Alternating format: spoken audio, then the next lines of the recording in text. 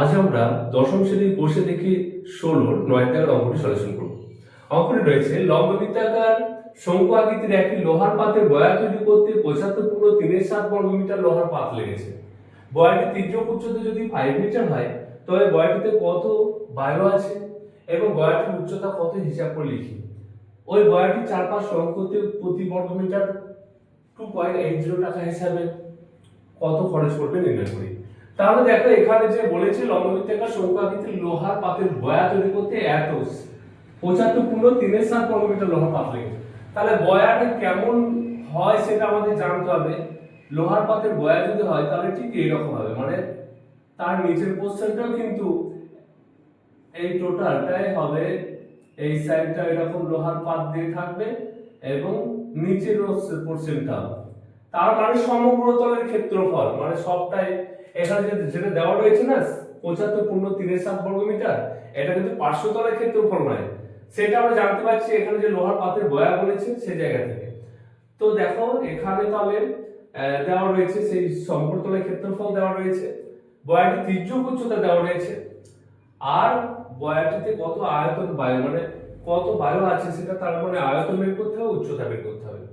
তাহলে দেখো আমরা সেই যেগুলো দেওয়া রয়েছে সেগুলো লিখবো। তার আগে আমরা তার ব্যাসার্ধ কত ভূমিতলে সেটাকে আমরা ধরে নেব। মনে করি, দেখো লিখছি, মনে করি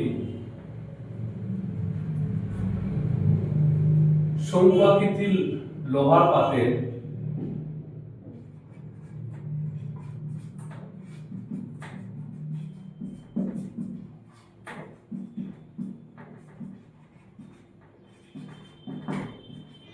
লোহার পাতের বয়ার ভূমির ব্যাসার্ধ সমান আর কি একক রয়েছে মিটার, আর মিটার।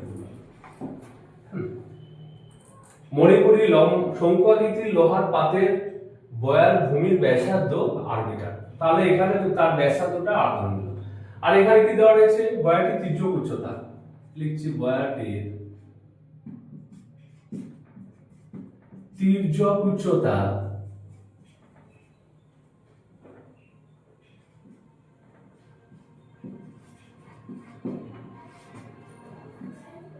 এল সমান কত 5 মিটার।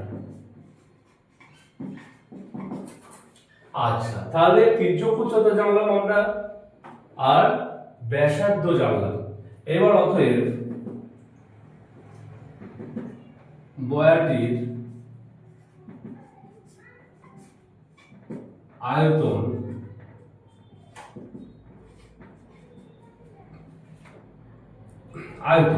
সমগ্র তলের ক্ষেত্রফল, সমগ্র তলের ক্ষেত্রফল সমান পাই আর ইন্টু আর প্লাস এল, পাই আর ইন্টু আর প্লাস এল। তাহলে দেখো এবার আমরা বয়াটির সমগ্র তলের ক্ষেত্রফল আমরা বের করলাম। এখানে ব্যাসার্ধ আর এখানে তোমার যে তির্যক উচ্চতা দেওয়া আছে তার উপর ভিত্তি করে আমরা বের করলাম। এখানে দেখো মানটা বসাবো, তাহলে আমরা কত এখানে পাই আর আর কত আর প্লাস এগুলো কত এল এর মান হচ্ছে 5।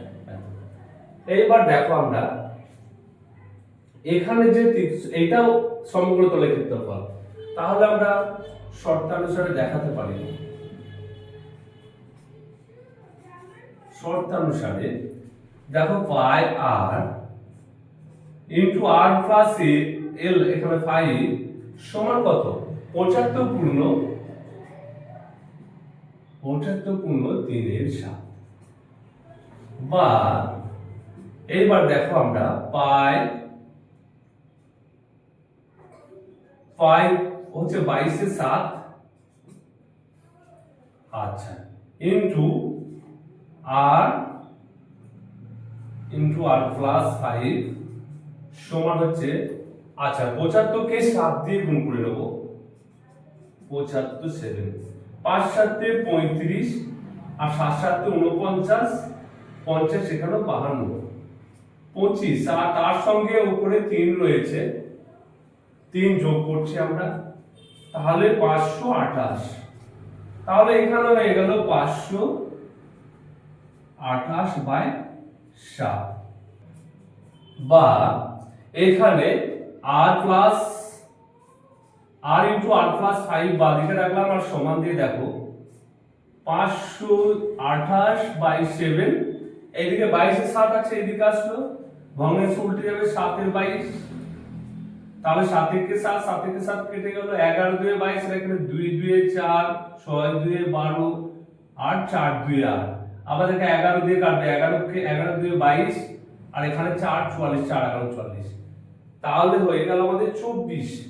কত হলো? এবার আমরা গুণ করে নিচ্ছি, দেখো r এ r স্কয়ার প্লাস 5 এ 5r প্লাস এদিকে কত সমান সমান কত 24, বা r স্কয়ার প্লাস 5r, এদিকে 24 ছিল, এদিকে নিয়ে আসলো -24 সমান 0, বা r স্কয়ার প্লাস এখানে দেখো 24 আর এখানে 5 আছে, তাহলে আমরা ব্যাকে দিয়ে নিচ্ছি 24, 8 - 3, 8 থেকে 3 বাদ দিলে 5, আর 8 3 8 24, আর মাইনাস হচ্ছে 24 সমান হচ্ছে 0, বা r স্কয়ার প্লাস হচ্ছে 8 এ r এ গুণ করে 8r প্লাস এ মাইনাসে মাইনাস 3r -24 সমান হচ্ছে 0, বা r স্কয়ার, তাহলে এবার r কমন আসছে দুটো থেকে, r কমন আসছে, তাহলে এখানে r প্লাস 8 আর -3 কমন আসছে, আর মাইনাস মাইনাসে প্লাস 3 8 24 সমান 0। দেখো দুটো থেকে কমন আসছে 8, r প্লাস 8, r প্লাস 8, তাহলে আমরা সেটাকে আগে লিখে নেব r প্লাস 8 আর একবার r -3 সমান হচ্ছে 0। তাহলে এখন যদি আমরা করি r প্লাস হয় r প্লাস 8 সমান হচ্ছে 0, বা r মাইনাস 8 সমান হচ্ছে -8, এখন এটা সমান এত, আবার কি হবে r মাইনাস 3 সমান আমরা 0 দেখি, তাহলে r সমান হচ্ছে 3, তাহলে এটা গ্রহণযোগ্য নয়। r এর মান আমরা কত পেলাম? r এর মান হচ্ছে 3। তাহলে আমরা ব্যাসার্ধ পেয়ে গেলাম, ব্যাসার্ধ পেয়েছি, আর কি পেয়েছি এখানে তির্যক উচ্চতা, আর সেখান থেকে আমরা উচ্চতা নির্ণয় করতে পারবো, এখানে যেটা বের করতে বলেছে বয়াটির উচ্চতা। তাহলে অতএব বয়াটির উচ্চতা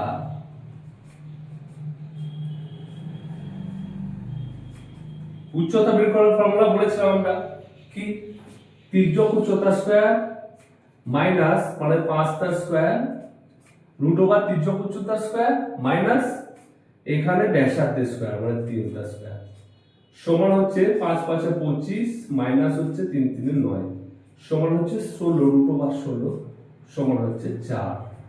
তাহলে 4 মিটার হচ্ছে উচ্চতা আমরা পেয়ে গেলাম। তাহলে উচ্চতা জেনে গেছি আমরা, তির্যক উচ্চতা জেনে গেছি, দেওয়া ছিল যেটা, ব্যাসার্ধ কত সেটা বের করেছি আমরা 3 সেমি ব্যাসার্ধ। এইবার আমরা তার আর যে বিষয়গুলি বলেছে সেইভাবে বের করব। দেখো বলেছে বয়াটির উচ্চতা, আর এখানে বলছে বয়াটিতে কত বায়ু আছে। দেখো কত বায়ু আছে সেটা বের করতে দিয়েছে, মানে আমাদের এটা ভলিউম বের করতে হবে, আয়তন। তাহলে আমরা একবারে লিখে নেব যে বয়াটির আয়তন সমান, বয়াটিতে এরকম ভাবে লিখতে পারি বায়ু আছে সমান, বায়ু আছে সমান কত 1/3 পাই আর স্কয়ার এইচ। আয়তন বের করার ফর্মুলা লিখে নিলাম আমরা। এবার আমরা 1/3 লিখছি, পায়ের মান 22/7 দিচ্ছি, আর স্কয়ার আর হচ্ছে কত, আর পেয়েছি আমরা 3, তাহলে 3 3 9 একবার লিখে নিচ্ছি, ইনটু এইচ এর মান কত পেয়েছি, উচ্চতা পেয়েছি, বয়াটির উচ্চতা 4, তাহলে এখন 3 কে 3 3 3 9, আর ভাঙবে না, তাহলে আমরা টোটালটাকে 22 3 4 12, 22 কে 12 দিয়ে গুণ করে নেব, साइडे 22 के 12 দিয়ে 22 দুই 44 ইনটু 22 কে 22 তাহলে 4 6 264 তাহলে 264 বাই 7 এবার 264 কে আমরা 7 দিয়ে যদি ভাগ করে দেই দেখো 264 কে 7 দিয়ে 4 7 3 7 21 তাহলে 54 7 7 49 তাহলে এখানে 1 আর এখানে 4 তাহলে 5 সমান হচ্ছে 37 পূর্ণ 5 এর 7 ঘন সেমি। তাহলে এত ঘন সেমি কি বায়ু আছে বয়াটাতে। আর একটি বিষয় বলেছে দেখো ওই বয়াটি চারপাশ রং করতে প্রতি বর্গমিটার 2.80 টাকা হিসেবে কত খরচা পড়বে।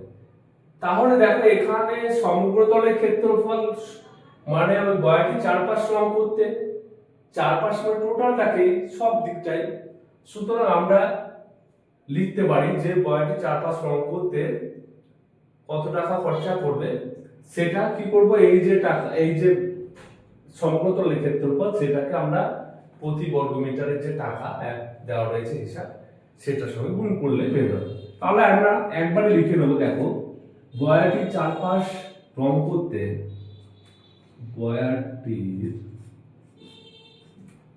চারপাশ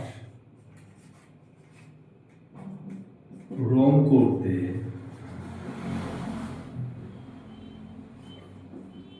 খরচ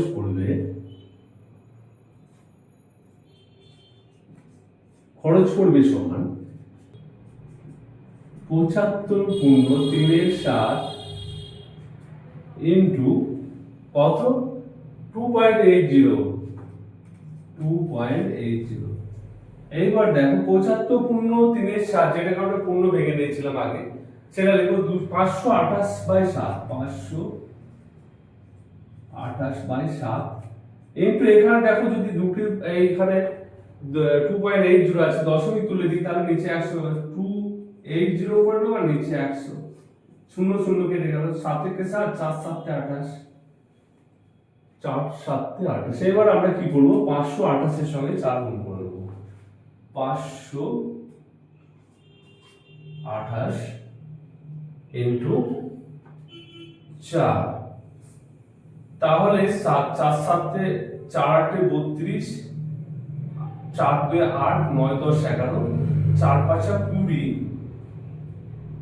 4 5 20 আর এখানে 21 তাহলে 2112 উপরে হয়ে গেল 2112 আর নিচে 10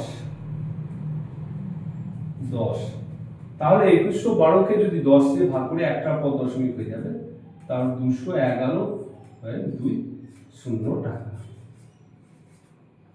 তাহলে আমাদের চারপাশ রং করতে যে খরচা হবে 211.20 টাকা। সেই সঙ্গে আমাদের 9 জায়গার অঙ্কটি সরি